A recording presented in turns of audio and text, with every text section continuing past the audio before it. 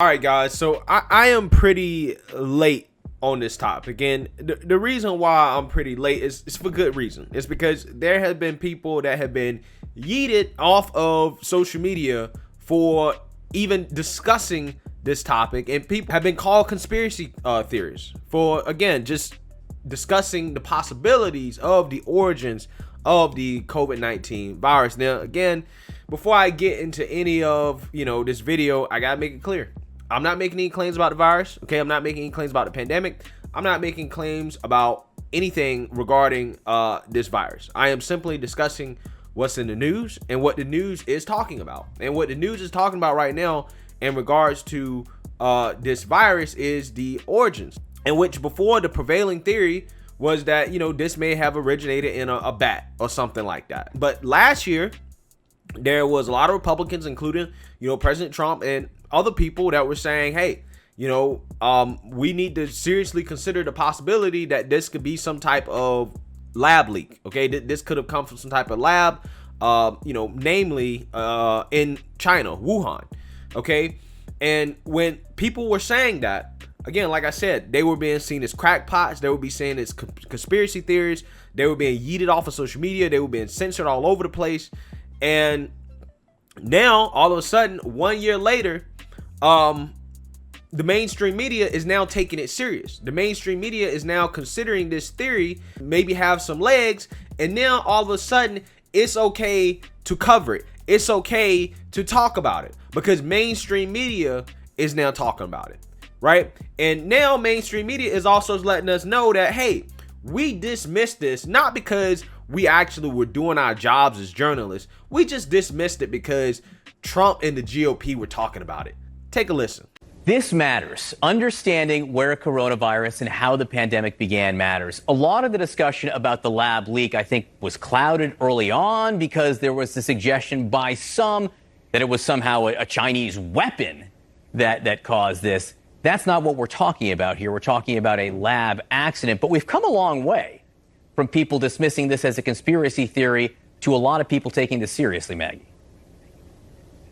We have, John. And look, I do think it's important to remember that part of the issue when this was first being reported on and discussed back a few months after the pandemic had begun was that then President Trump and Mike Pompeo, the Secretary of State, both suggested they had seen evidence that this was formed in a lab, and they also suggested it was not released on purpose, but they refused to release the evidence showing what it was. And so because of that made this instantly political. I think that it was, example 1000 when the Trump administration learned that when you have burned your own credibility over and over again, people are not immediately going to believe you, especially in an election year. However, that does not mean it's not worth discussing. There has been a sort of persistent, albeit relatively quiet, focus on whether that was the origin of the virus, and it is compounded by the fact that there have not been clear answers from Chinese officials about it, and that investigators trying to find out the origin have been stymied. So I do think we're in a different period of this, John, but I also think it's important to remember because I think it's getting reframed in a way that's just not true to what happened. I don't mean here.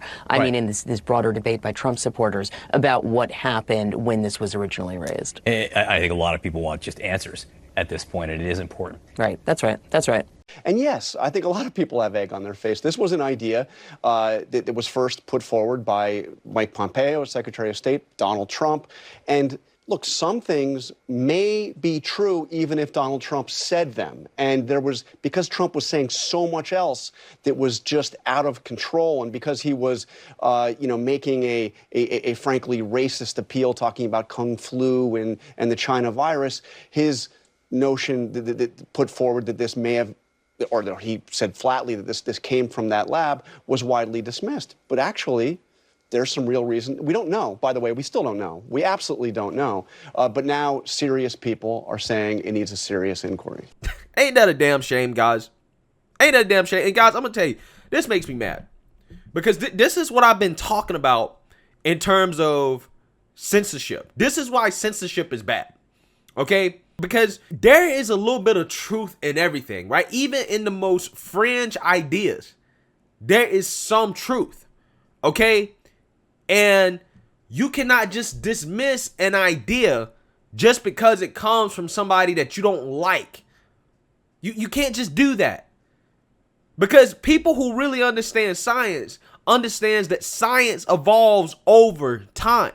How many times have we seen throughout this pandemic when it comes to this virus, the science evolving over time when it comes to public policy, when it comes to best practices, when it comes to so many things, the science continues to evolve because it's something that's new.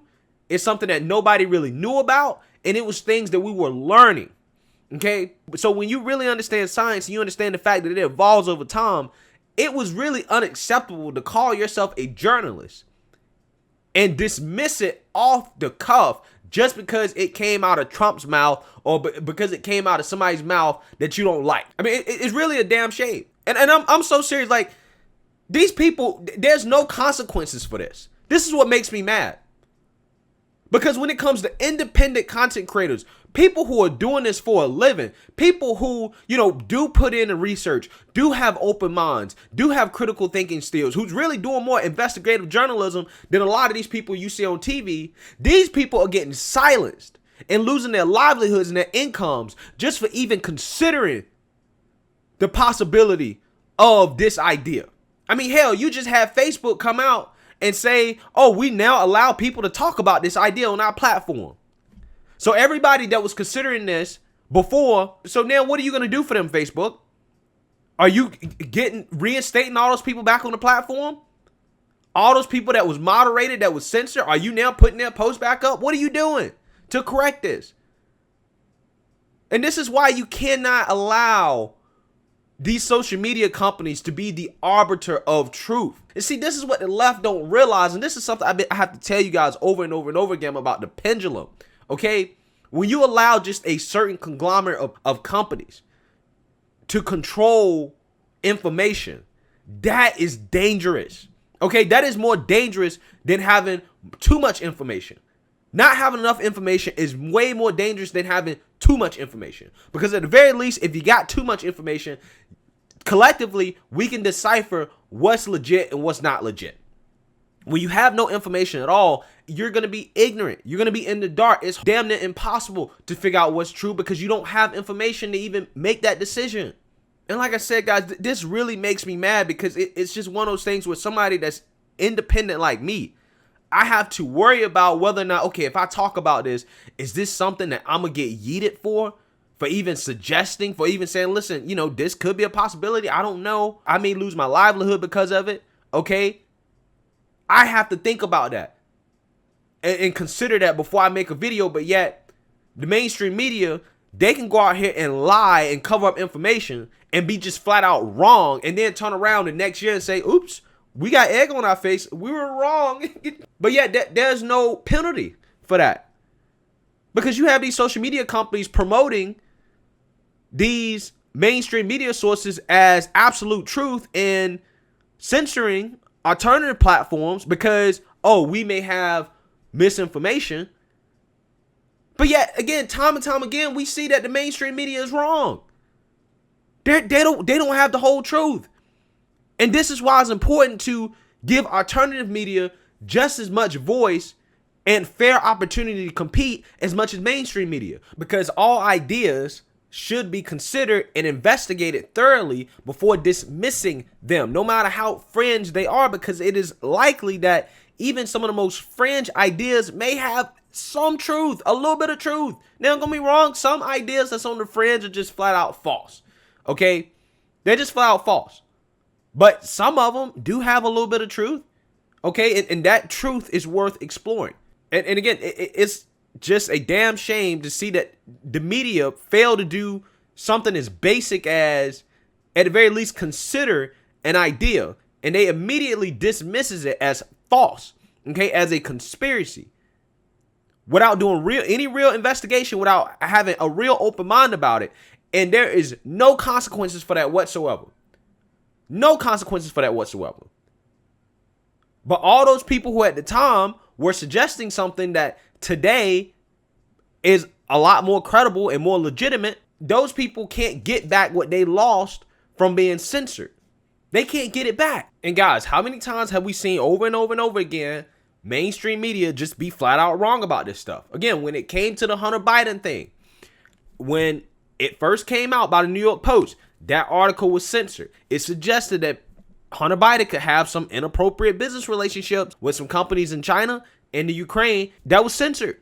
It was censored by the big tech and the mainstream media. CNN told us it's just Russian disinformation. Don't worry about it. It's just Russian disinformation from Giuliani. That's all it is. He's a puppet of Russia, still promoting their own conspiracy theory. Then come out after the election. Now all of a sudden, oh, FBI is investigating Hunter Biden for his business dealings. Like, come on, man. Look at Trump and Russiagate. Look at that. Okay, how many times had the mainstream media spent, 4 years, Russia, and they don't really have anything to show for it. They never was able to actually get Trump on anything solid when it came to that. Guys, think about the Iraq war. Think about how the government told people and the mainstream media told people that this war is justified because there are weapons of mass destruction in Iraq, that Saddam has weapons of mass destruction. Therefore, we must go and invade that country and topple him because of that. Years later, we found out that the U.S. government was full of it, that there were really no weapons of mass destruction. And it was just kind of made up and used as justification to go in and invade that country. But see, back then, if alternative media would have been like, where's the evidence of mass destruction? We don't think that there is weapons of mass destruction in Iraq. If they would have said that, those people probably would have been censored. They would have been seen as crackpots. They would have been seen as conspiracy theories by the mainstream media. They would have been laughed at and dismissed. But again, like so many other things, years or months later down the road, when we have more information, turns out those people were a lot more credible in the things they were saying than how it's perceived at the time. And again, like I said, those people who have been censored for stuff like this and for just having an open mind and just suggesting new ideas, they can't get their livelihoods back. They can't get the income that they lost. But yeah, these so-called journalists can be wrong all day long, and they get promoted to people and told that, hey, you got to listen to these people, even though they've been wrong on major stories, not small details, major things they've been wrong on time and time and time again. And this is why censorship is bad. This is why you have to allow the battle of ideas to be carried out and allow those ideas that most people accept to win out, and the ideas that don't, that are fringe, okay, let them be fringe, but they don't need to be censored, because as we get more information over time, things change. The idea that there's even fact checkers, okay, on certain things, it's like, bruh, again, information evolves over time, which means the facts will evolve over time. There's things in history, guys, that we think are facts that we really can't agree on, that we have to change because we have new information. Again, if you're an intellectually honest person, you should know how dangerous this type of censorship is, holding back information, even if it's friend. That is basically just being an honest person from an intellectual standpoint. And again, it's become clear to me that mainstream media, they're not honest people from an intellectual standpoint when it comes to how they do their jobs and how they cover these topics. And it's a damn shame that this virus and this pandemic and everything has got so political that this is where we're at. We're at the point now where we have to censor things because of politics, not because of the facts, not because of the science, not because of the information evolving over time, because of politics. Everything is political. One side said it that I didn't like, so therefore we're going to dismiss it because we think these people are insane. Turns out, hey, maybe those people were on to something, even if it was just a wild guess, even if it was just a gut feeling. But hey, it is what it is. I just hope I don't get yeeted from this platform for having an open mind and discussing this topic. So let me know what you guys think. Make sure you like, comment, and subscribe. Most importantly, share a Black conservative perspective. Peace.